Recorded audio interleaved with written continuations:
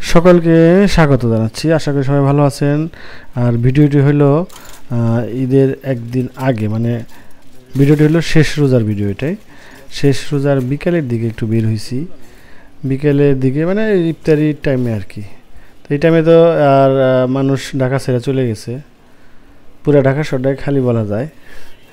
মানুষের সংখ্যা খুবই কম, দোকানপাট কম, গাড়ি ঘোড়া আছে, গাড়ি ঘোড়া তো থাকবোই, বিশেষ করে রিক্সাটা থাকবো।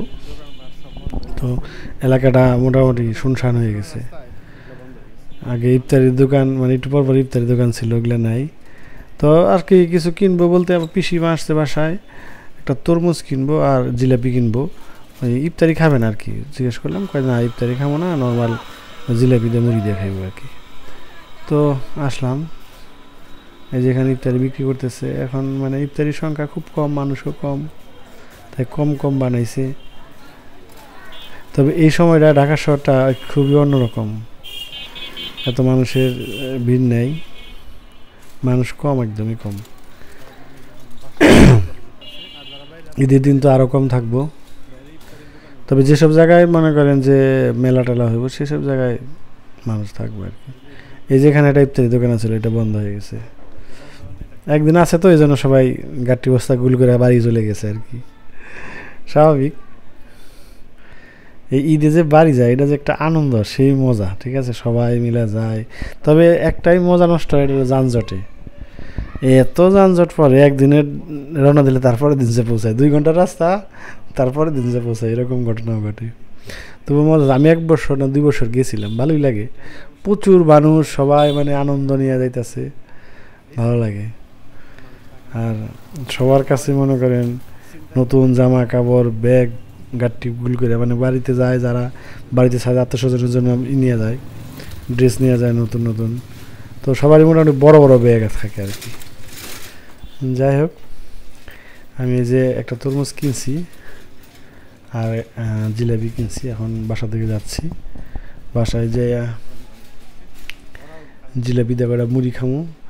তবে জিলাপি দেওয়া মুড়ি খান কিনা জানি না কেউ, আমরা কিন্তু খাই জিলাপি দিয়া। আর সাথে যদি মনে করেন কাসুন্দি তো আছে, কাসুন্দি দিয়ে মাখিয়া জিলাপি দিয়া মুড়ি দিয়ে খাইতে কিন্তু মজা আছে। তো আমার মানে আমার ইচ্ছাটা জানি না আর কি, আমি এটা এইভাবে খাবো, ওরা এখন কীভাবে খাইবো। জিলাপি এমনিও খাইতে পারে, আবার মুড়ি দিয়েও খাইতে পারে। তো ঠিক আছে, বাসায় যে দেখাচ্ছি। আর তরমুজটা কেমন হয় দেখি। এই যে আমার তরমুজ কাটা হয়ে গেছে। তরমুজ একবারে খারাপ হয় নাই, ভাগ্য একবারে খারাপ না, ভালোই মোটামুটি। 7 কেজি ওজনের তরমুজ, লাল হয়েছে কিন্তু অতটা মিষ্টি না। লাল হয় তরমুজ কিন্তু মিষ্টি হয় না অতটা।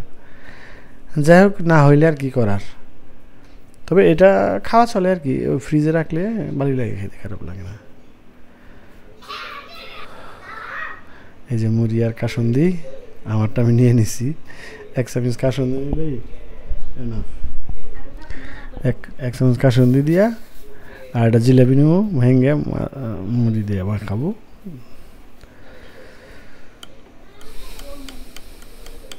আর এই কাসুন্দিটা তো জানেনি, আমার পিসি হাতে বানানো, খুব ভালো কাসুন্দি বানায়, ঝাল হয়, মানে নাক দিয়ে ঝাঁজ লাগে খাইতে। ঝাল হইলেই তো ভালো লাগে কাসুন্দি, বিশেষ করে। আর ঢাকায় যে কাসুন্দিটা কিনতে পাওয়া যায়, এটা আসলে সরিষার তেল মিশানো লাগে, এরকম লাগে মানে যে কাসুন্দি বানানোর পরে সরিষার তেল মিশিয়ে দিচ্ছে, মিশিয়ে দিয়ে তারপরে সরিষার তেলের একটা গন্ধ করে।